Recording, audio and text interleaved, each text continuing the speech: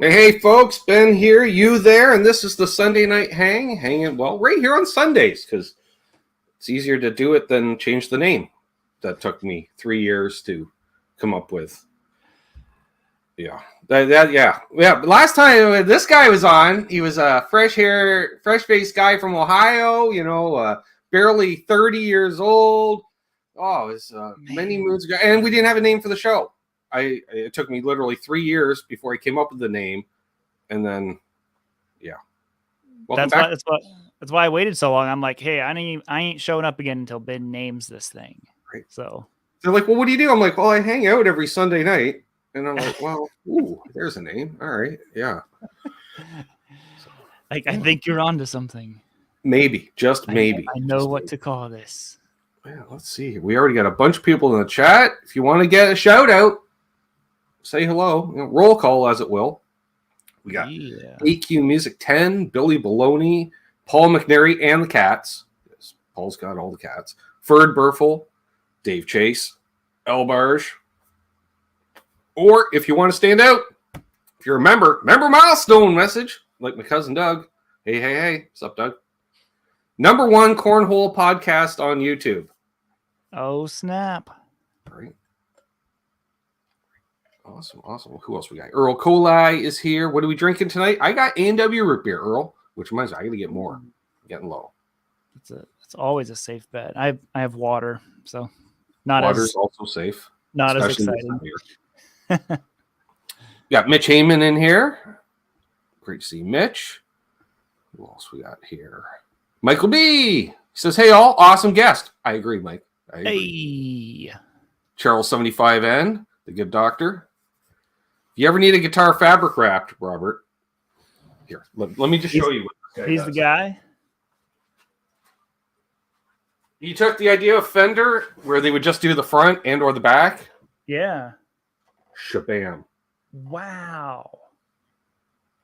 360 wrap. That's cool.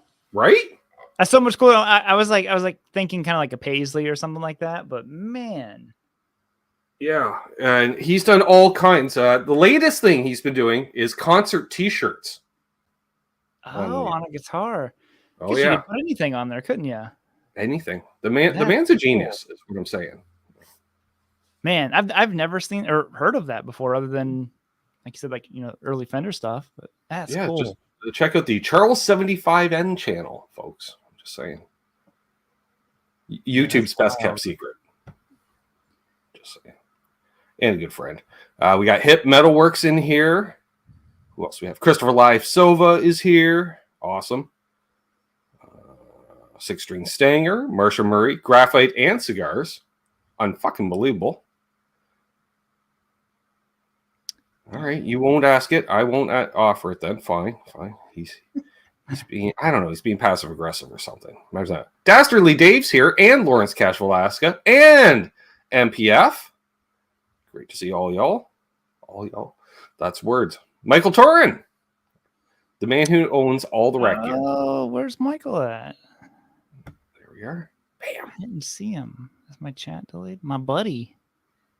I was going to say, in StreamYard, you might need to toggle it from private chat to comments on the right. Oh, okay. Who else we got? Bonkers is here. Michael Krause, Steve Reeser, Zach Thong. Great to see Zach in here. The voice of Cornhole, who's also the co-host of the Down and Back Cornhole podcast thing. I don't know. It's our good friend Donnie. No, I got everybody. Blue Mox, Blackjack Guitar, BC Rich 581, another member milestone. Feels 4 years. Wow. Yeah. That's crazy, BC. Oh, and I do have to tell you, Robert, I ripped off your memberships ever so slightly because you had a Golden Girls emoji that I thought was awesome. So to represent my mods on the channel, I have a picture of B. Arthur as mod. That's awesome. Yeah, the Golden Girls, Bob Ross, Macho Man, all the essential staples. Right, all the essentials in life. There's the Hobo Roadies here. Guitar Man 45. Guitar Man, the mayor of Detroit. Who is one of the main reasons I ended up with an Explorer last year too, because his is identical pretty much, except I think his has pickup covers. And I went, oh great! Now I need. He was showing it to me on a Zoom call, and I was just like, yeah. As well as Hip Metalworks has an original '76 Explorer. That's beautiful. Oh, that's cool. Yeah. Jeff K is here. The, Guitar Man has all the cool gear. I swear every time because twice a month for the channel members and patrons we do a Zoom hang, and it'll be a guitar show. Oh, let's everyone show off their PRS guitar, and you'll see it 70% SEs because that's what we play in life, and then you'll see and he's like, oh, here's a '90s 10 top. We're like, all right, showstopper. Or it doesn't matter what the guitar is. Oh, yeah, I got one of those, and it's a showstopper. Mic drop. Yeah, he is the king of mic drops. What's up, Zach H? With more on the way. I know that. Because he should be getting his Firebird very soon. Come to think, he ordered a custom shop Firebird not too long ago. Any comments, Bo? Mesa Guitar Guys here. Josh Tamberg. RJ the Mad One. I didn't get a text from you earlier today, Doug. Herb of Fireside Studio. There we go. Bo says you need a membership here because you'd be great on Zoom hangs. It would be fun. I need a membership? Yeah, apparently. That's what Bo said. You need a membership on the channel. Get me so into you can come to the Zoom hangs. Come hang out. Be chilling. I'm trying to see. I think I got to refresh my page or something. What's up, Scott Brockway?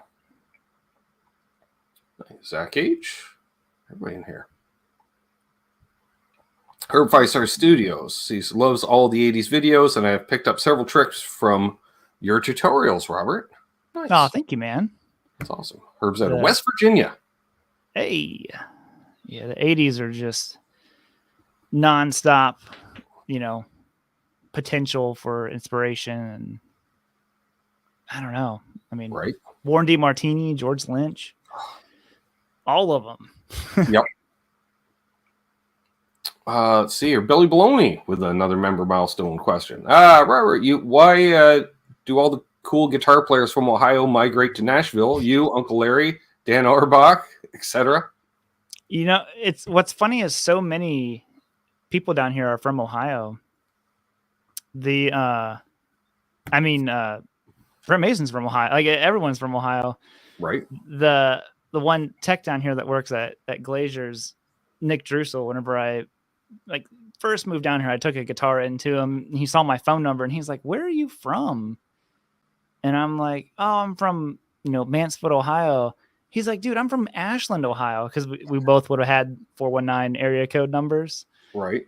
And I'm like, "What?" And he's like, then he started listing off. He's like, "Dude, so many people down here are from Ohio." And he just lists off like 8 people. He's like, "Yeah, this guy's from Ohio. This guy's from Ohio."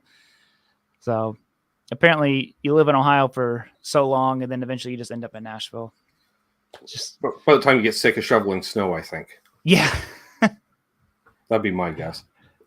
I get it. Like the one time I was in Nashville, I was at Carter's and I was down there to check out some pedals and stuff. And I was waiting to use one of their little rooms to play in at the old store there. And the guy's like, "Where are you from?" I said, "Well, I'm from Ontario, Canada." You wouldn't know where. He says, "Hit me up." I'm like, "You won't know." He says, "Trust me." I said, "Okay."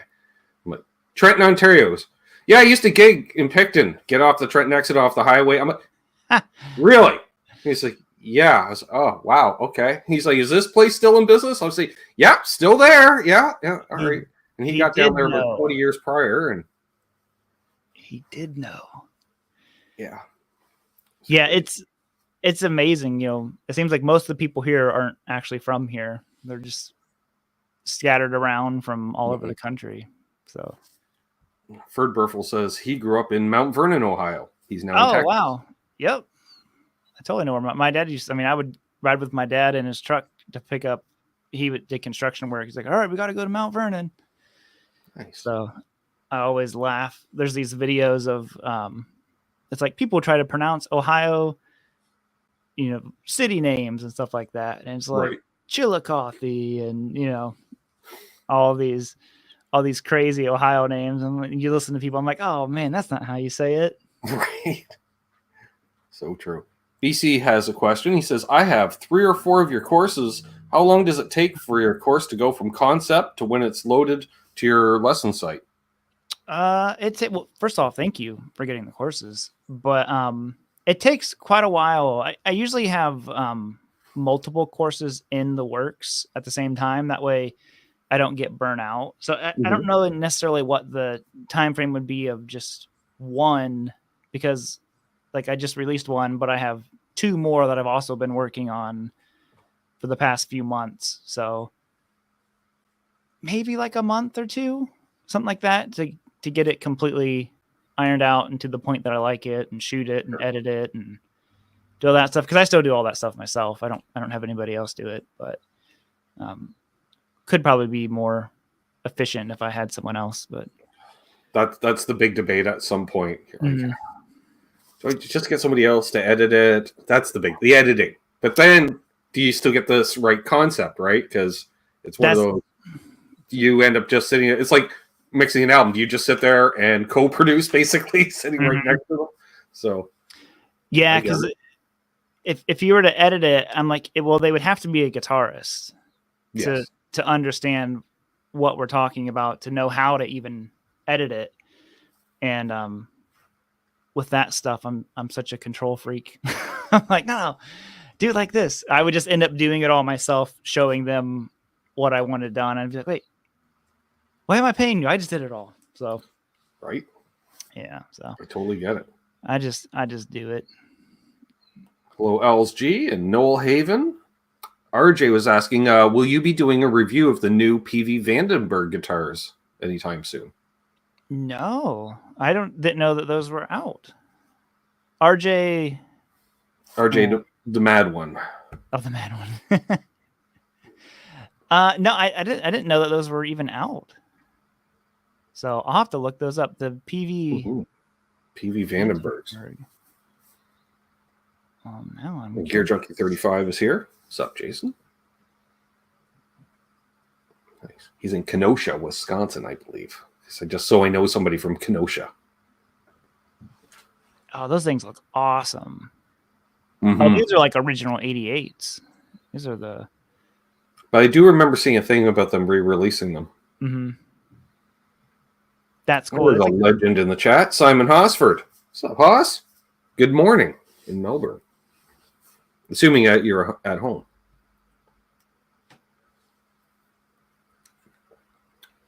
Great to see Big Hoss. Which reminds me, I got to get a hold of him as well. It's been a minute. It's been busy. It has been busy. It's Randy Price here. Yeah. Speaking of busy, man, you've been just running down all my favorite guitars. Oh, it was mine too. All my favorites too. So, and it was funny. I think in today's world where everyone has a guitar boat, and they go through. It's amazing how many guys still have that number one guitar. Yeah. Or for the majority of the career. Although, Uncle Larry, that one, we're like, go ahead. He's the biggest guitar dealer that doesn't have a brick and mortar store. Where? So I was like, oh yeah, what's his number one? But I liked it because he did the sentimental thing. Well, yeah, that's why when I asked him, I knew he still had that one. Because maybe a more obvious one would be like his Burst, but I'm like, well, he's only had that a year, which I mean, still amazing to do a video about a Burst. Yeah, get to hang out and spend time with a Burst, right? Which is which I mean, like, yeah, that would be great. But I was like, yeah, but I knew that one, like his deluxe, would have stories attached to it, and all of the videos I've done so far, it's been really cool, kind of watching it in real time as they remember things, because you can tell, like in the moment, they're just like thinking of something that they haven't thought of, in 20 years or something like that. Like in the Vince one, he was talking about how he, some guy like rushed him on stage and he had to hit him with his telly. You can just see it's like. And Vince is like the most laid back guy in the world. You'd think he's the last guy to be swinging tellies, but yeah, but it's same with Brent. All of them, like you can just see it happening real time. They're like, oh yeah, I forgot this even happened. with the guitar. Vince Gill one too. I was like, I could sit and listen to Vince for hours. I swear. Yeah. But is he as low a talker as he seems? He seems like I would have to ask him to repeat everything because I'm half deaf. Yeah, he was pretty quiet. I had to boost the audio levels quite a bit. Just a random question. What mics do you use for those? I really like the mics that you use. I have 3 mics that I use. I have these little. Can you see that? Mm-hmm. They're not going to focus. The DG, if it covered my face, maybe. The DJI, they're these little clip-on wireless mics. Right. So I have that mic, and then I have one of those Zoom stereo recording mics. Mm-hmm. And then I have another shotgun mic mounted to the camera. So there's three microphones capturing the audio. So like if one of them doesn't work for some reason, I'm like, all right, I got backups. So yeah, it's always worked well, and people are moving around. I'm not hearing any, rubbing on clothing or anything like that. They work really well. So I was like, ooh, I might have to snag some of those myself. So yeah, they do pretty well. There's a transmitter you can get as well, or receiver, whatever this is, but you can get these, and they have an internal recording, so you don't actually need anything else. You just turn them on and hit record. And I've never run out of space. I mean, I've ran them for a couple of hours and it records it all. So that's cool. It's pretty good. And they're not expensive either. I think they're like $100 each. So not cheap, but some of the other ones are, mad money. Right. Let's see here. Eddie Fay had a question. Have you ever had an interaction with Nathaniel Murphy, a criminally underrated guitar player at Chicago Music Exchange? I've never been to Chicago Music. I'm trying to think. I've bought a guitar from CME, but I have actually never been there. I haven't either. Only time I was ever in Chicago was always layovers at the airport. Yep. And they were not good experiences. So yeah, same. Yeah, first year coming back from NAMM, I was stuck in Chicago overnight. Yeah, and we had to get out early the next morning before it got too cold to fly. I'm like, I don't know what that means, but they were talking about like minus 40 Fahrenheit and stuff. I was like, I just want to go home. Yeah, how do I? Yeah, because flying out of Ohio, I was closer to Cleveland, and Cleveland's like a real small airport.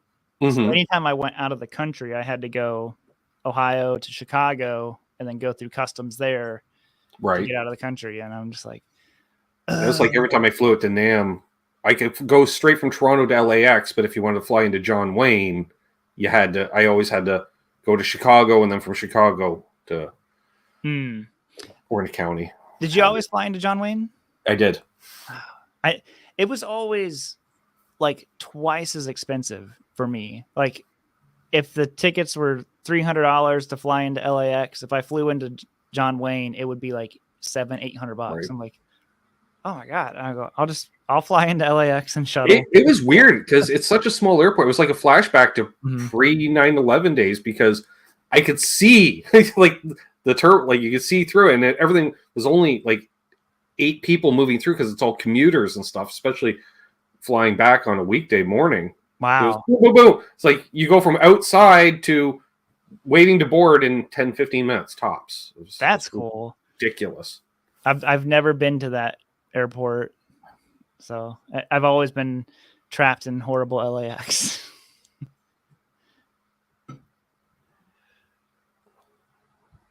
Yeah, Mitch says same switching planes at O'Hare. Yeah, that was the last time flying out. I got off one plane at O'Hare and I had to get to the other side of the tarmac for the gate. I was like, well, how do I do that? There's the sidewalk, and I'm not in that. Like I had to run basically to make it. It was just there's a lot of space to cover. Oh, it was terrible. I had so many situations in Chicago where, I mean, you're getting off the plane and you've got like 15 minutes, and you're like, all right, you got to like get on the train, go over here, and I'm like you said, just running dead sprint, trying to like get to the stuff, and you get there just in time. I'm like, man, yep. I don't miss flying at all. No. Eddie Fay asks, I've been trying to cajole Ben into playing Def Leppard's Let It Go. Can you explain to Ben why he should know it and want to play it? Why don't you want to play it? I never said I didn't want to play. I'm not familiar with it for some reason. It's not ringing a bell for some reason. Oh, man. I'm going to have to check it out. Yeah. I think once you hear it, you'll just be like, probably. Oh, of course. I've been on an AC/DC kick lately. Oh. Well, are you more like Bon Scott or Brian Johnson? Traditionally, Bon Scott. But lately, I've been doing deep dive on Flick of the Switch and Fly on the Wall. Ooh. Which, Fly on the Wall, worst mixed album they ever released. I was like, horrible. 1, AC/DC should never use a slapback echo. Number 2, they should not use it on every instrument and vocal. It's some of them, I just don't know. That was the album that I can guess Malcolm produced too. Yeah. All right. It's just weird whenever anything post Back in Black. What was the other album that sounded really bad? I'm just like, how do you go down? I mean, well, that was like Fly on the Wall. Half the album you can't hear Brian's vocals; they're mixed so far in the back. Yeah, it's really like, unless they were trying to just do it super old school, Yeah, on a 4-track recorder. Sink the Pink is a good song. That's what I've been working on. I started that last night, actually, Scott. Ooh. The Brian Johnson era is the first AC/DC I ever heard. So that was for me too. It was somebody I borrowed. The neighbor had a copy of Who Made Who, which was very nice. It was the greatest hits. And then after that, I went down to the record store, because you could at that time, and bought High Voltage and Back in Black, because I knew there was 2 singers, and I thought we'll start day one of both eras of the band. Yeah, I mean, early like Bon Scott stuff is tough sometimes to play with though, because of the tuning. Right. It's always what really like drove me crazy, trying to play along with, what is it, TNT, and it's like a quarter step down or something. It's like, right. So I'm like, oh man, I don't want to have to tune to this. Back in the days when bands would just tune to each other rather than the piano in the room. Yeah, but yeah, I mean, Back in Black and Razor's Edge and all that stuff. I just thought it sounded so good. Oh yeah. And I remember when Razor's Edge was released, how that was like their huge comeback. It was ridiculous. When they came to Toronto, I think we had 3 busloads of kids go up from school. Because everybody the next day was wearing Razor's Edge t-shirts. It was literally 100+ kids at least. Man. The legend of Louisville himself, Quentin James. That's not Henning Pauly. What a chip. Quentin James, folks. All right. How do we kick somebody out of the chat? Let's just real quick. Scary enough, I think he's a moderator on my channel. Oh god, maybe I'll get kicked. No, he's not. I thought Quentin was a moderator on my channel. Oh. It's best if you just. No. I would just slowly step away from the keyboard. Yep. And just save yourself the heartache. That's right, folks. What's up, Tom Raines? Good to see you. Yes, but I was going to get back to your the great guitar episodes. I apparently have 2 more in the can, which I'm not going to ask about. Yeah. You teased that in the last one, but oh, I don't care. Going into detail, I'm like, all right, so like, is there 2 or 3 ultimate bucket list?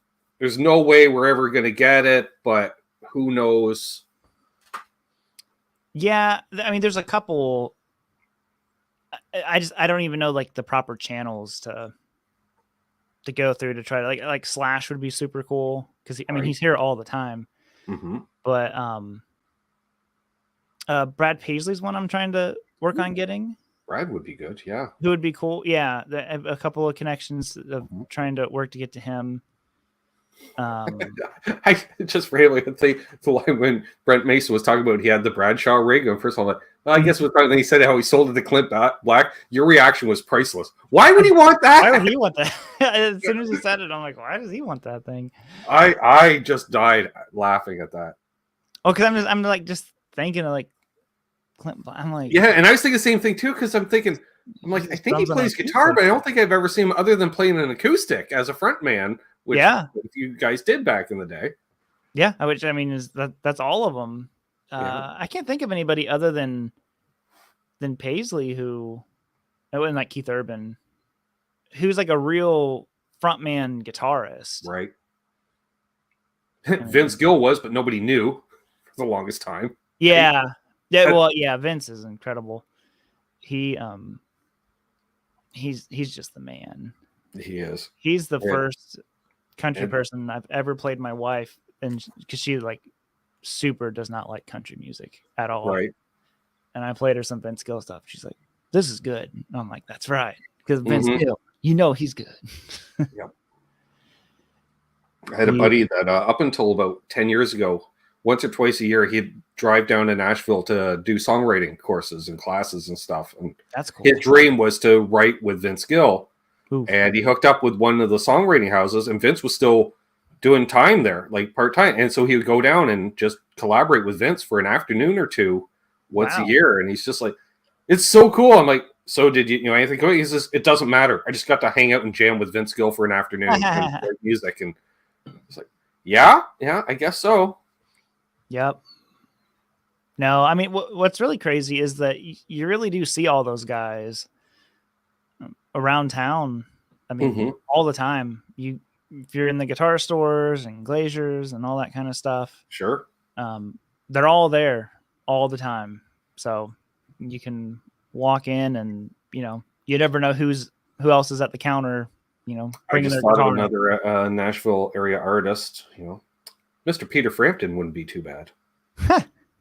Right? That'd be pretty good. Yeah. Maybe, I don't know. Maybe, he's got that. I know the Les Paul's a little beat up, but maybe we Yeah.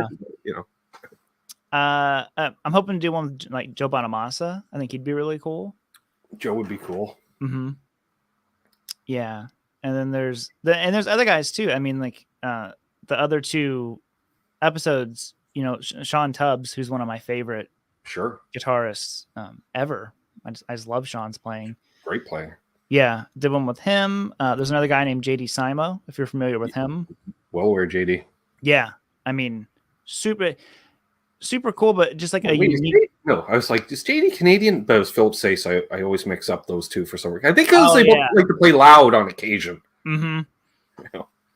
Yeah, Sace is another one who I would love to do one of these videos with, and I mean Andy Timmons would be a great one. Yeah, to do this stuff with. I love Andy's playing.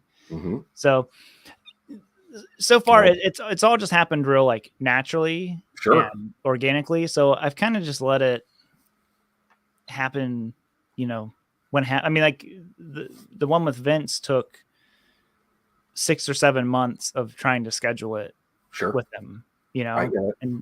and same and other ones that, are in the works right now are just getting in contact and talking to him at all. I'm like, perfect. Mm-hmm. We've got the ball rolling, and now it just kind of happen whenever it's supposed to happen. So I don't want to ever be bugging them like, hey, can I come over and do that video now? Right. Come on, buddy. Let me do that video. So exactly. No, I don't ever want to be that guy. A few people are saying Brett Papa. Sure. Bret'd be great. Brett's a good friend of mine. So we mentioned Bo mentioned Guthrie Trapp. Yeah, I know Guthrie, he's just busy. That's the biggest thing. So many of these guys, they're just, they're working going 24/7. Sure. So it's what's up, Brian? Brian of the OU812 channel. Oh, got a Van Halen channel? Oh. He does Trans Trem Thursdays. What? Yeah, the man, and he figured out how we can jam on this platform. So, like, he'll play a backing track, and we can switch off taking lead breaks to a backing track. And he does this on Sundays, the community jam, as well as Thursday nights with the Trans Trem Thursdays, where he'll play at summer nights because he's got the wet, dry, wet rig, and he's got a Steinberger, and and he's a great player too, and a good guy out of Atlanta area. Him and Rick Beato. That's it, right? Oh, that Rick Shaw guy. He's got a bit of a channel. I was going to say Rhett's down there kicking around too. Mm-hmm. No, I mean I love OU81 too, and Unlawful and stuff. But man, 5150, Summer Nights, and all that. So that's one of my favorite, Van Hagar tunes. There we go. Yeah, see, Randy, he's one of the guys part of the crew, and he's like, come jam with us. See? Yeah. Trev's the in-house producer, who's also my producer on Mondays. What's up, Trev? Nice. Say hi to him. Yeah, he does all the camera switching so they can solo out people while they're taking turns. And yeah, it's a bunch of fun. That's cool. It's something that people have been talking about for years because they're like, I tune into all these shows. All people do is talk about guitars. It's like, well, yeah, it's easier that way. Like that Papa Stash is the Fonzie of guitar YouTubers. He's just so cool. Hey. Yep. Hey, my knees hurt. What's up, buddy? Summer Nights, Eric. Mm-hmm. There's John DeShane. Another part of see, I mentioned the OU812 crew, and they all start just popping in. Here they are. Hot summer nights in my radio. Nice. If you have any questions for either of us, ask away, folks. You can add us, and we're remember you can do the milestone message or super chat. All the above. Noise Bloom's here as well. Awesome. I never asked. Is my volume okay? Like your volume is great. Is it okay? Yeah, I would have mentioned. So we're professionals. I would have mentioned something pre-show, but too legit. Tom Raines asks, "You guys going to the Best of All World tour?" I'm not. I don't even know if it's coming to Toronto. That'd be closest to me. Yeah, probably not. But I mean, I don't know if they're hitting Nashville or not. I mean, they seem like they're sounding pretty good. So we got speaking of shredders, Simon Hosford says you have a new subscriber, Robert. Loved your video with Bukovac, like so many people did. Thank you for that, Ben Coombs. Thank you. There we go. I agree. Much appreciated, Simon. It yeah, the Best of Both Worlds tour. I mean, Sammy's still sounding awfully good. Right. He's what, 73, 74? Yeah, he's getting up there. Mm-hmm.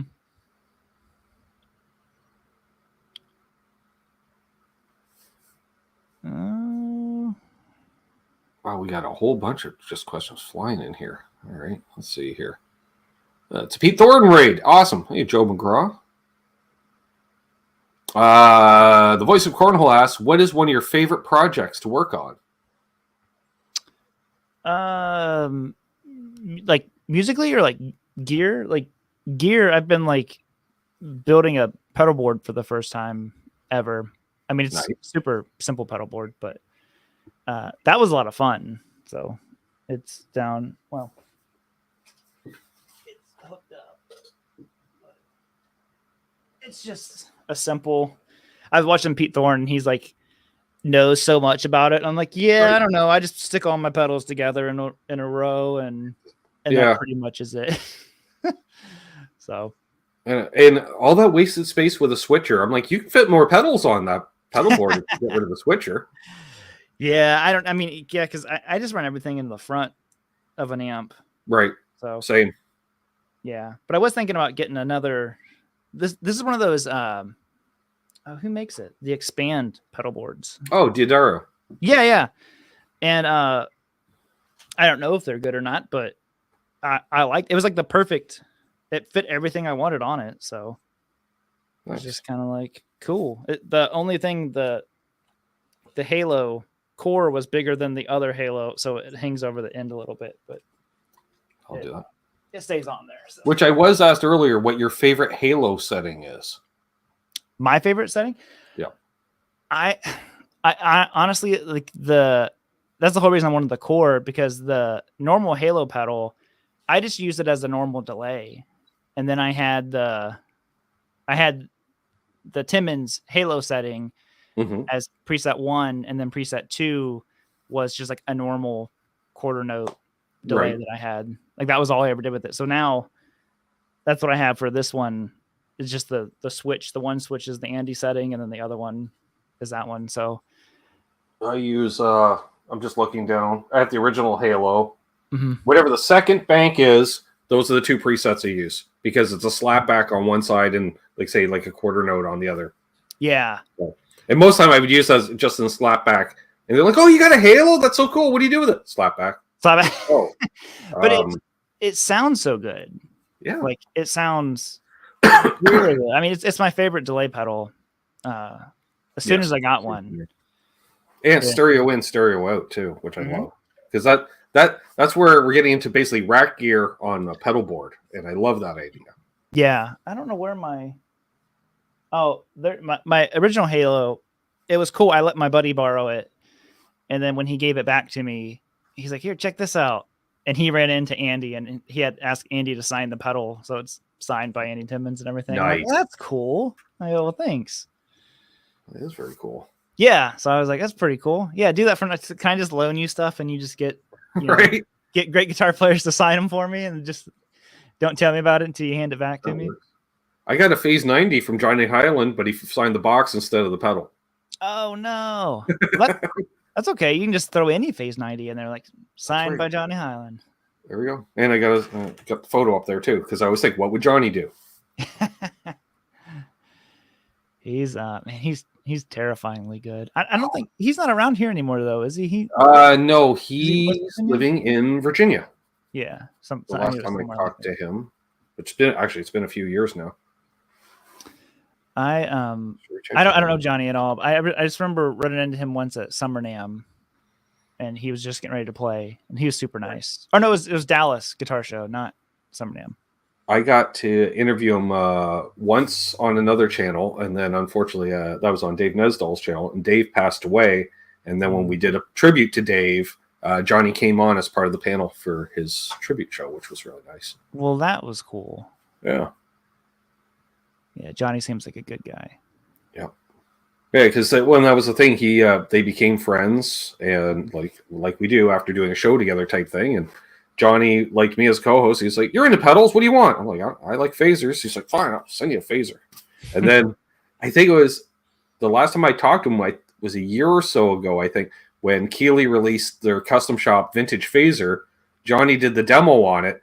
And so I texted him because I was like, "Is it really that good, or are you just making it sound that good because you're Johnny Highland?" He goes, No, it's really good." I'm like, "All right, cool, sold." I just wanted to check. You know what's funny is I'm such a huge, EVH fan, and I just don't like phasers. I finally started running one in front of the gain. I always ran mine post gain because I wanted it all encompassing, but they got to play. I'm like, that's a little much. So now I run one pre, one post. So now I have two phasers on. Just double and down, double phaser. Okay. I like it, man. That's committed to the phaser. Oh yeah. Well, I think I have a dozen phasers sitting around here. I'm a sucker for a phaser. I love chorus. Chorus too. Yeah. Have you ever tried the Tricera chorus? Not yet. It's on my list. Man, it is. It's my favorite chorus pedal. Other than, you can go obviously the Boss stuff, but it has. I think the Boss does it too. A momentary switch, so you don't have that. You can turn it on and off if you want to, but then it's also where if you just take your foot off of it, it turns it off. I love it. That's to me the most essential thing for a chorus pedal, because then you end up using it on 3 notes in the middle of a chord, and then you let go of it and it just stops. I'm oh, it's so cool. I love that sound. And this the Tricera chorus does a really good job of getting kind of that.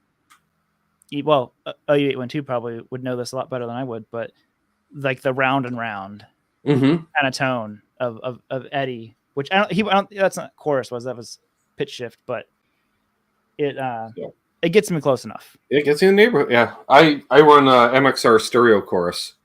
Those are good. And then from there, it's just stereo into the Halo, into a Keeley Hydra for reverb as well. Got a lot of Keeley stuff on my board these days. Thanks, Robert, for making such addictive gear. Yeah, Robert is. You said that, and I was just messing around with this the other day. Have you ever played with the double tracker? I have not. Keeley? It's cool. Is that the one that's a super short delay, so it almost sounds like 2 guitars? Kind of. So you have a setting for slapback, Mm-hmm. And then you have the Abbey Road reverb setting on here, which is really, really good. And then Dimension, which I don't totally remember what that one is, but it sounds awesome. So yeah, that one, that's a really cool. I never really. Ironically enough, I get all my Keeley pedals out of the Nashville area. Yeah. TesiSwitch.com. Use coupon code Canucks. Save 15%. How do you get around MAP pricing on pedals? You have a discount code. You have a discount code. Discount. Nice. Noise Bloom was mentioning, loved your hang with Vince Gill, right? That was cool. Not to mention that room. There is, like, for a guy, wow, that collection that he has, and it's ridiculous. It was kind of a cool. Well, there were a couple things that were really cool. The one was, of everyone who I've ever met, they're usually just like, I'll say like just guitarists. And my dad is always like, that's cool, whatever. And I'm like, oh yeah, I'm going to go do this Vince Gill. He's like, wait, you're going to go meet Vince Gill? I'm like, oh, you care about this? He's like, that's cool. I'm like, all right, that is. I thought it was cool, but when he was impressed, I'm like, okay, proud son moment. And then when we were there, Vince was like, do you want to see like how bad I have like the guitar nerd bug? I'm like, lay it on me, man. And he's like, look at the walls here. I'm like, yeah, what about it? He's like, it's all tweed. Like he had all the walls in the studio were done in tweed. And he's just like, and then the ceiling was the mesh from like amps. He had the whole, so he's like, you're in a giant amp when you're in here. Which you don't even notice like on camera or anything, because you're just all the guitars. You're looking at guitars. And it just made me think of, there's a Bonamassa video, like one of his like Welcome to Nerdville. I don't know if it was Reverb or whoever did the video, but in his kitchen, it's all like Carina cabinets and everything. I'm like, these are like the next level. I'm like, something to like aspire to. Like there's levels. The cabinets are all book match flame maple. Flame maple, like black Limba cabinets and stuff. I love it. Yeah, I like that idea. Yeah. All the hardware is brass. Why not? It's better tone. Yeah. And thank you, Terry, for putting the link to Robert's channel. In case you live under a rock, folks, just saying, check out Robert's channel. No, thank you, man. Lots of cool stuff. Did a cool thing today. Eric Johnson chord. I was going to say inversion, but it's not substitution. We'll say note substitution. Yeah, kind of. I mean, they are technically inversions, but they're not in like the standard sense. If you're like, I'm playing G major second inversion, that would not be what we're playing right now, even though it's the same notes, so it's kind of, technically it's just spread triads, I think, at the end of the day, but they're the Eric Johnson style of just displacing your third or fifth. And I'm like, oh my God, he makes them sound so cool. So Eric is just like that. Right, Ron, he says, Bonamassa says Gibson stop tail pieces for cabinet handles. I like that idea. He did. Oh yeah, that's true. Yeah, I forgot about that. I think someone needs to go all out, just like ABR1, just original, like. You can do you can do wraparound tail pieces, for a little extra texture. That would be cool.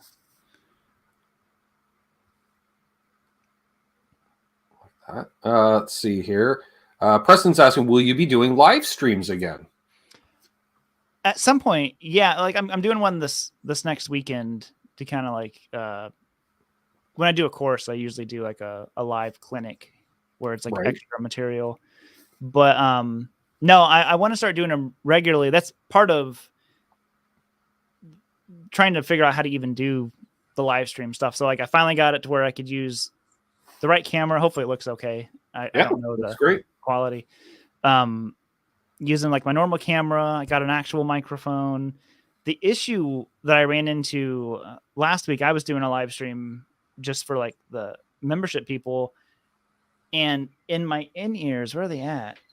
I was getting like motion sickness from having these on because of the chorus and delay and everything going on. I'm like, whoa. I don't think I can wear these, and it sucks because they sound so good. But I stole my son stole these from me, and I went and stole these back from him. I'm like, hey, I need my headphones back. Yeah. So because they're mixing headphones, they're like open back mixing nice. headphones, and he has them to play, Roblox and stuff. Right? Yeah, I because think you need that quality of a headphone for that, Yeah. right? I'm like, I think we can maybe get you a different set of headphones, but he's like, Unbelievable's asking, are you going to this coming NAMM, and thoughts in general on NAMM? probably not, to be honest. I think my NAMM days might be behind me. But that could change. Mm-hmm. The last one I went to was were you at the one in 2020? I was. Yeah. So that was the last one that I went to whenever it was kind of full force NAMM. Right. But every NAMM, I always get sick coming back from it. Like every single time, the dreaded NAMM thrax. And I found I just licked Henning Polly and that incubated me, I guess. Not there's videos and photos of me licking Henning, but there is. That can lead to other issues too. So I spoke with a German accent for the next 45 minutes. Could not help it. So yeah, at this time, I probably don't plan on going, but see, now they need to bring back Summer NAMM, right?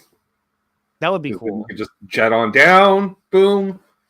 I always liked Summer NAMM a lot, but I guess it wasn't so much I liked NAMM. Like you could see Summer NAMM in like an hour, right? Then it was literally just hanging out with friends. Hanging out in Nashville, and I'm like, oh yeah, well, I guess I do that now anyway. So I don't need Summer NAMM, but it still would be cool to see it come back, because it is kind of fun just walking downtown on the square, and then you would leave and go right across the street and go to the food hall. I forget what it's called, like where all those restaurants are and all that stuff. So, but yeah, it'd be cool to see Summer NAMM come back. But I haven't been on a plane since the last NAMM trip.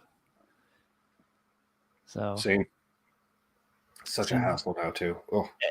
Everyone I talk to is constantly, just delays. They're spending 5, 6, 7, 8 extra hours at the airport. Cause I'm like, man. Oh, that was, and for me, it was like, because international flight, it's all, you got to be there 2 hours before the flight. I was like, why? Yep. What's up, Keith? Eddie? That's Derek and them at Rev are always like, when are you going to come up here? I'm like, I don't know, but not anytime soon. And do it in the summer. July or August are the only 2 months you ever go to Winnipeg. Yeah. Well, I think my passports are expired now. So mine expired, sometime during COVID. I'm like, oh, well, did it? And I never did renew it. I had 2 at one time, which apparently they really don't like you having 2 passports. No. Because it was quite the ordeal. I had to go to funny enough, Detroit, if Guitar was still here, I had to go up there and like plead my case why I needed 2 passports. And then finally they're like, all right, you can have 2. I'm like, thank you. So. See, Wayne asked, did you get to drink beer in Uncle Larry's new pool? No, I haven't been there yet. Trying to think. Yeah, it's been, I haven't seen Book in a month or so.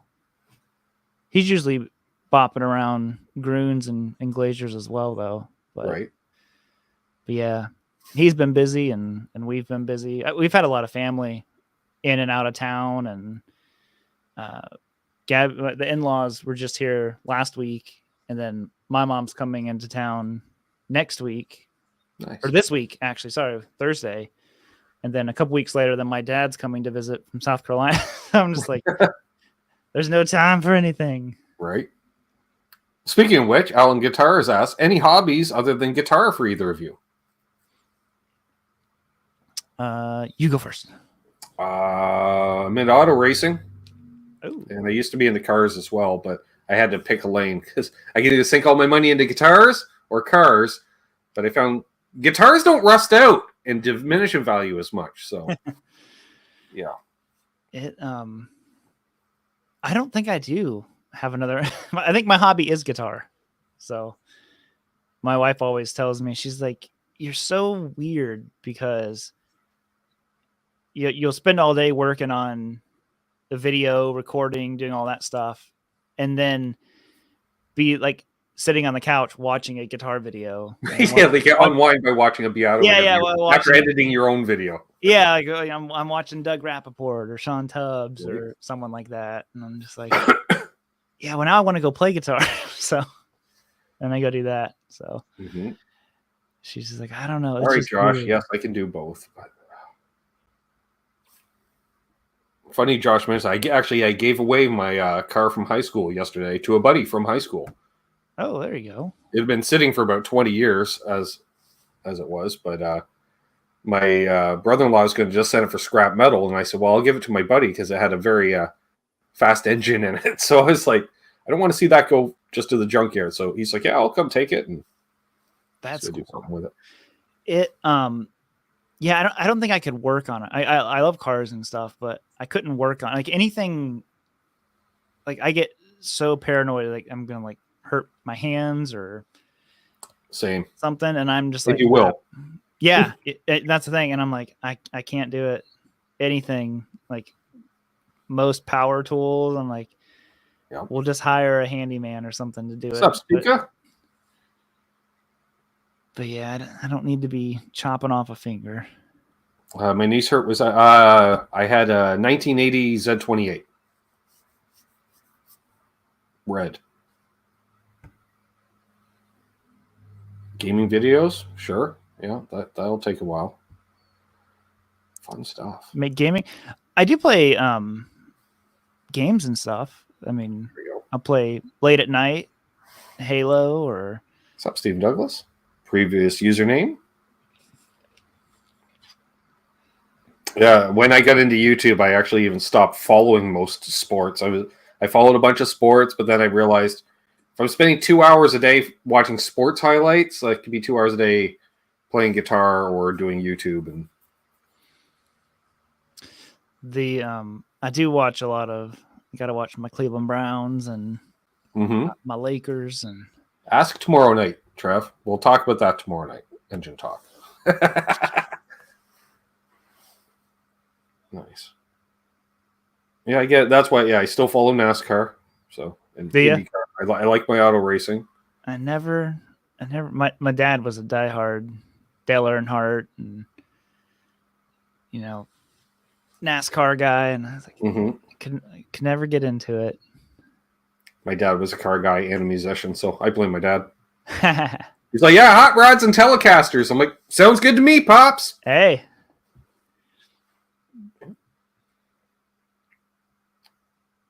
See, Robert has a Gibson Theodore I seen this afternoon. Cool looking. That was the one you borrowed from Sweetwater?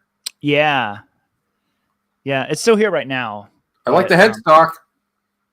Yeah, I mean, it's overall, it's a cool guitar. I say it in the video. Is that, I think anybody who played it would probably have a little bit of a different opinion, but I totally understand, like, if you don't connect visually with an instrument, right, it's hard to like look past that. But I mean, I hated Jazz Masters for the longest time. For years, they were the ugliest guitar. I thought guitars with P90s were ugly, and I mean, that was 15 years ago. Now I love Jazz Masters, and I think P90s are the best pickups. So, right, how the times have changed.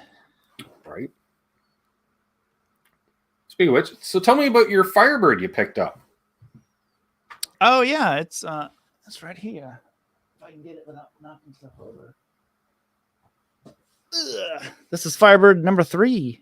Well, I don't have 3 of them. They progressively. I had the one standard, and then sold it and got the Murphy Lab, and then sold the Murphy Lab and got this one. So it yeah. So this one's a 63. So first year of the Firebird, and everyone who plays it, this middle position that it has, right? It's so good. I am a true flag waver of the middle position on humbucker based guitars. Yeah, There's something I mean, magical. it just sounds so good. And then, yeah, I mean, anyone who hasn't played a Firebird, that's they're a vibe for sure. They have their own sound, own feel, and I really recommend, just try them.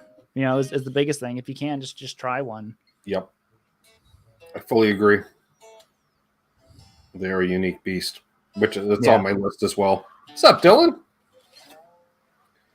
I'll tell you what, the Epiphone Firebirds are super good. I agree. I was shooting a demo one last year, and it's funny how like you can literally be doing a video and still having an internal conversation while playing and talking. And the whole time I was playing it, but I totally gig with this. Mm-hmm. This is an awesome guitar. I totally gig with this. Yeah. And I regret not buying it because it wasn't there long. It was gone in the store shortly. Yeah, and they've raised prices on them. I had one a couple years ago that we gave away with Sweetwater. I mean, they were like $600-700. I think they were $679 at the time, or $569. I can't remember. But I remember getting it, and I'm like, man, this is a pretty sweet guitar. Considering, I mean, like a Epiphone Les Paul or something like that was like $1,200 or something. But exactly. Yeah. What's up, Proto? Alan's asking, what's the scale length? It looks small. No, it's just normal Gibson. Yep. Nothing funky. If anything, they're actually pretty big. I guess it looks small when I hold it like that because I'm so far away from the camera. But no, it's a big guitar. It's nice because a lot of the guitars, if I stand and play them, like Les Pauls look really small on me. Right. And this is like one of the few guitars I'm like, oh, it just looks like a normal size guitar. So I have to put it down though, because otherwise I'll sit here and I'll noodle around the whole time. Oh, Michael Krause wants to rub it in. He says, Ben, don't forget how much you like playing that Epiphone Wilshire, but hated looking at it. Yep. Totally ugly, but played amazing. And sounded amazing.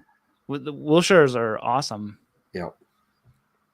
I've only ever played like a modern one. I've never played an old one, but the newer ones were all cool. I was shocked at how well it played and felt and comfort, and I just didn't want to look at it though. That was the problem. It's like a double cut Telecaster. It's weird. Yeah, it's a little funky. So, but I mean, I think that Theodore. I think a lot of people are hating on it right now, but I bet you more people have bought them than what we think. Yep. I agree. I mean, enough to the point where Gibson thought they did the custom shop line, and then now they did the standard line. So I'd say it's only a matter of time before they do the Epiphone line. Yep. Exactly. So okay, that's the same color of the Firebird that he ordered. Yeah, it makes sense. It's the classic Firebird look. The burst, yeah. It was funny before that he wanted a birth year, so he was looking. I believe, correct me if I'm wrong, Bo. It was he wanted a 62. He's I'm looking everywhere for a 62 Firebird. Can't find one anywhere. And he was talking about it on a Zoom call. And then I watch an Uncle Larry video, and he's like, "Yeah, I got this. 62. Apparently, they only made 5 as prototypes." I'm like. That's why you can't find one, Bo. Yeah. Unless, we can put you in touch with Uncle Larry. Your budget's going to have to go way up, though. Yeah. That's who I got that Firebird from. So that one came from Book. But he helped me sell the Esquire that I had to pay for it. So it worked out good because it was a complete even swap. Like the guy bought it, and I just literally I'm like, all right, here you go, and then gave the money to Tom. And I think they say Tom's owned like probably half of all vintage Firebirds at this point. When I told him I was looking for one, he's just like, hey man, I got here you go, and he sent me a picture and he has 5 of them. I'm like, Okay, cool. And he's like, yeah, you can buy one of these if you want. I'm like, I do want. I would like that. So, but I got to Right. sell this one first. And he's like, I'll help you sell that. So I know people. Yeah, you do, Tom. Yeah, you do. people. He's And he probably just took it over to Vince's house and dropped it off. yeah. There you go. Here's another one. Yeah, thanks. Yeah. I think it was the second day I was here in Nashville. I was at Groon's, and they have like a upstairs room. Mm-hmm. And I went up there, and Vince was there. Like, I didn't like say anything to him. I was like, oh my God, it's Vince Gill. And he's over there looking at a Blackguard tele. I'm like, how many of these do you have? Right. So yeah, just one more. Yeah, it's just cool. Like I said, it's just cool to kind of be a fly on the wall in those situations. And you're like, look, they're out in the wild. So Bo's like, okay, who is this guy? I think you're talking about Tom Bukovac. Bo. We'll work something out. Let's see here. Hobo Roadie says, I've always wanted the Rickenbacker Tulip. I think that may be an older design. It is. That's cool. I've never even played a Rickenbacker, actually. What's up, Eric? Welcome to the channel. I have a Wilshire and a double cut Telly, looking at a double cut Les Paul Jr. next. All about the double cuts. All right. A double cut TV yellow LPJ is what I want. There we go. That is the next guitar that I really want to get. I did just get a guitar that kind of like found me a little bit, I guess. Mm-hmm. I had no intention. It's a Strat, which I'm like, I don't need a Strat. Right. But the old music store where I used to live in Ohio, Metronome Music, the manager texted me and he's like, hey, do you know anybody who would want this? And it was a 79 Strat, which is not high on my like desire list, but it has everything. It's like super clean, original case, all like the original hang tags and warranty information, like everything. I'm like, that's cool. And he's like, yeah, the guy just, sold it to us. And I just figured I'd ask you first. And I'm like, how much for it? And he's like, well, this much, but for you, we do it. I'm like, oh, okay. Well, yeah, I'll take it. And that's what I got. I have a Friedman Telly that has 2 P90s in it. Right. And I'm like, well, I'll sell that thing and, pay for the new Strat. So when my mom comes down on Thursday, she'll have my guitar with her. So I told him, I was like, well, just have her get it. And then you don't have to pay shipping and everybody wins a little bit here. So. What's up, Vintage Sounds? Cheech says, no acoustics, guys? Come on. I have an acoustic, Cheech. I got a vintage Martin D28. That's my acoustic. What was I'm sorry, what was it that you use? D28? It's a vintage D28 Martin. I think it's 72, 73, 72. Nice. I mean, again, it was my dad's. So that's cool. Actually, I should say both my parents because mom paid for half of it back in the day. It's kind of, I think it might have been his wedding gift or something. I mean, I just feel like if you're to have one acoustic, I think you can't go wrong with a D28. Mm-hmm. I've got a similar. They're HD28s. Yep. Have you ever played one of those? Yeah. Yep. So great. Pretty much, yeah. D28 just scalloped bracing on the inside, but it's great. I'm just like I don't have any desire to have any other acoustic because I just play them all like I play an electric guitar. So I don't really deserve to have a bunch of acoustics. Richard Clark says, Book's an imposter. I asked my dad about his brother Larry. He had no idea what I was talking about. Yeah, but did you ask your mom? Uh-oh. There you go. See? His uncle. You didn't know which side of the family. Right. Eric says the new Youngblood Epiphone SG Junior is nice, but not $600 nice. Guitars aren't getting any cheaper. That's the thing. No, unfortunately, they're just going up. Alan Guitar says, I'm thinking about trading 4 or 5 mid-range guitars for one nice one. Have you ever done that? Mm-hmm. Yep. Yeah. I mean, I always encourage people to do that. I'd rather have one really nice guitar or one excellent guitar than 5 good guitars, something like that, just because maybe it's just me. You bond differently with a guitar that you had to like sacrifice for a little bit more.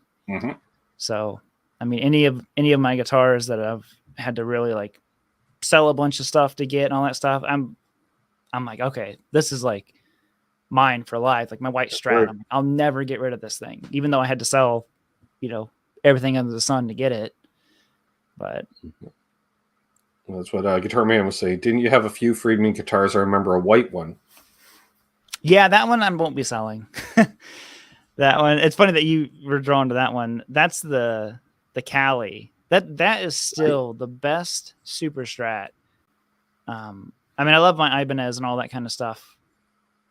They're fun to play, but the Cali is just super, super special. It's it's the other Friedman is that Telly. It's kind of like a deluxe Telly, but with 2 P90s, and it's an awesome guitar. But I haven't played it much. But the Cali, I wonder if I can do this with my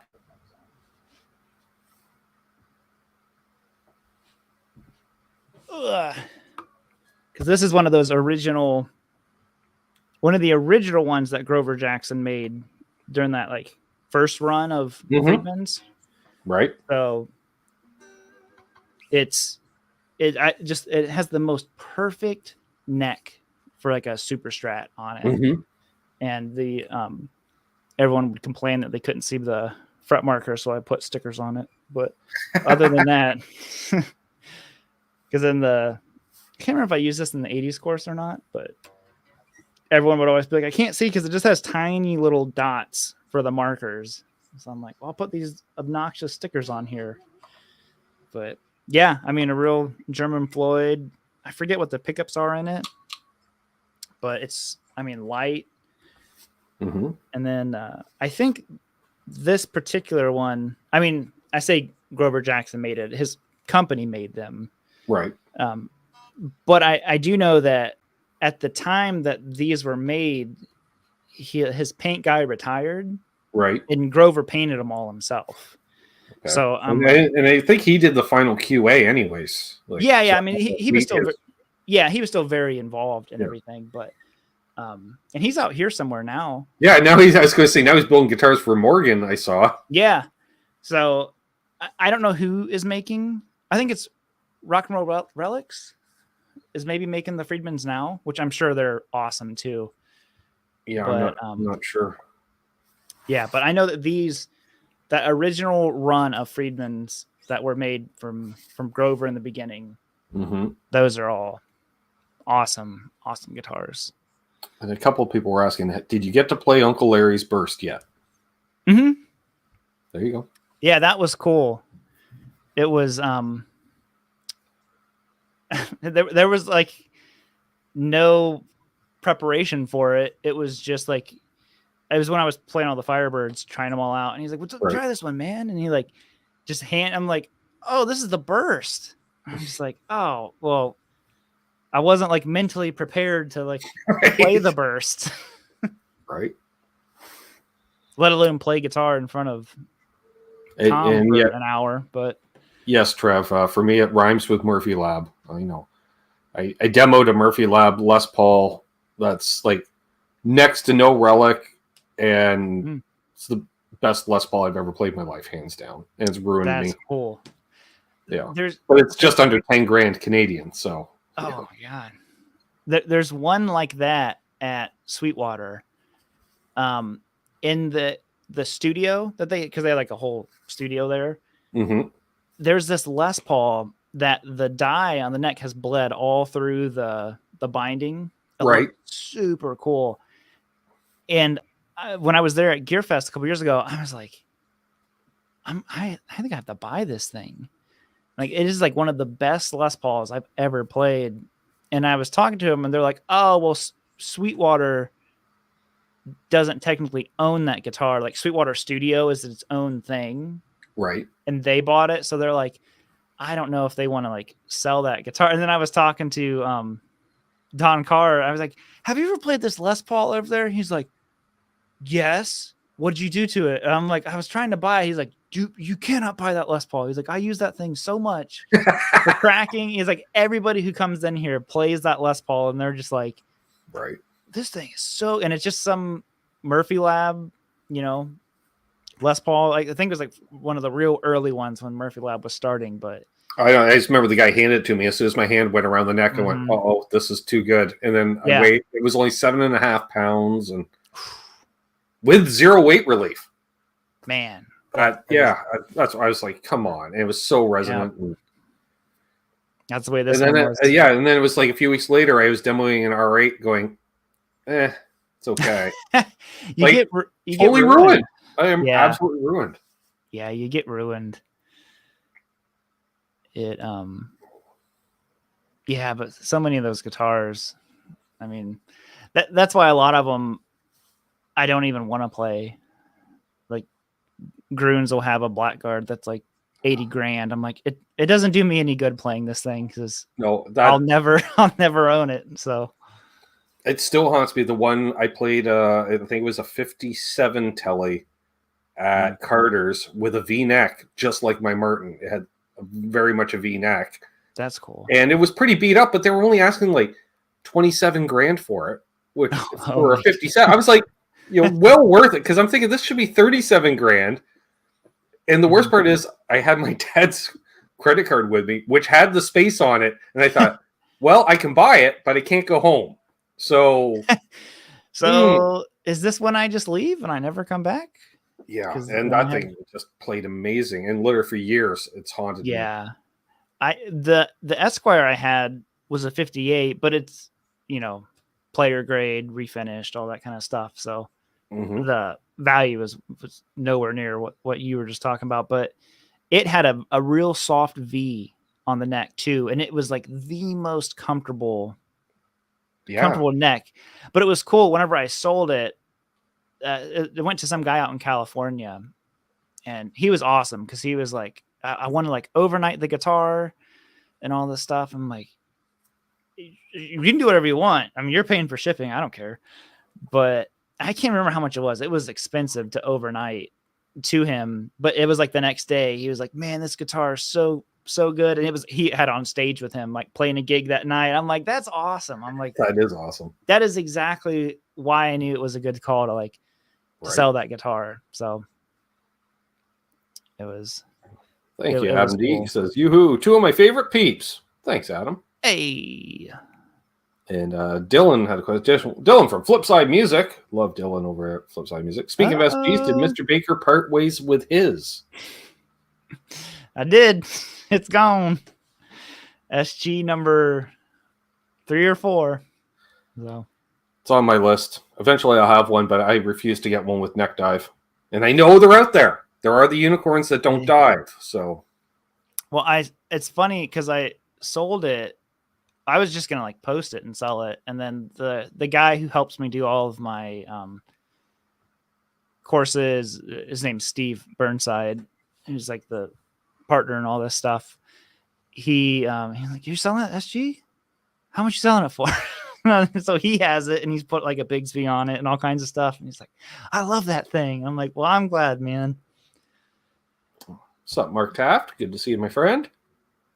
And yes, I agree. Unbelievable. V-necks are like the middle position. Amazing. Yeah. Putin just said, never sell sugar. I can't. It's too good. Right. No, that's the... Ooh. And Dylan says might have finally found one without neck dive, SG Classic 2009-ish. Nice. And of course, Bose doesn't neck dive because, thanks, Bo. Appreciate that. Yeah. I've played some really good SGs, and they definitely have a sound and everything to them. It's kind of like a more refined Les Paul, but yeah, I forget what I sold it for. What I don't know. It's always selling something to buy something else, but sure, I get it. But who knows? Well, I think that it's been a great conversation here. And thank you, Terry, once again, putting links to Robert's channel. If you haven't already, folks, check it out. Yeah. Thank you, guys. Saying, 500,000 people can't be wrong. Or can they? Or can they? Or can they? Yes. So definitely thanks again for coming on. We'll definitely have to do this again. And not wait 5 years. We'll just won't, folks. Definitely. I'm just waiting on you to change the name. So now you've got a name. Now we need to go back to no name. Right now, yeah. And then I'll be back. Yeah, it'll just be simply Hanging with Robert Baker. That's it. Yeah. What's the most narcissistic name that I could convince you to call this for me? Yeah. The ultimate gear discussion with very special guest. Oh, man. I love it. I'll be back tomorrow night, folks, with Canucks with Guitars. I'll be playing some songs. I don't play them badly. I'm just avoiding copyright. No, I play them badly. Actually, I demonetized the show, so we'll play whatever we want. That's right. I forgot about that. Do what we want. Powered by the channel members and the patrons, so we'll be having fun with that. Plus, we have bad album covers. We show off 10 very disturbing album covers every week. That'll be fun. And we also have a Zoom hang this coming Saturday, folks, at 1 p.m. Eastern. So there we are. So hold the line here, Robert. We'll say goodbye offline. And thanks always, folks. As always, hold those doors open. Let the feel button in ahead of you in traffic. And happy tone chasing. Karma is real. And, of course, don't let her.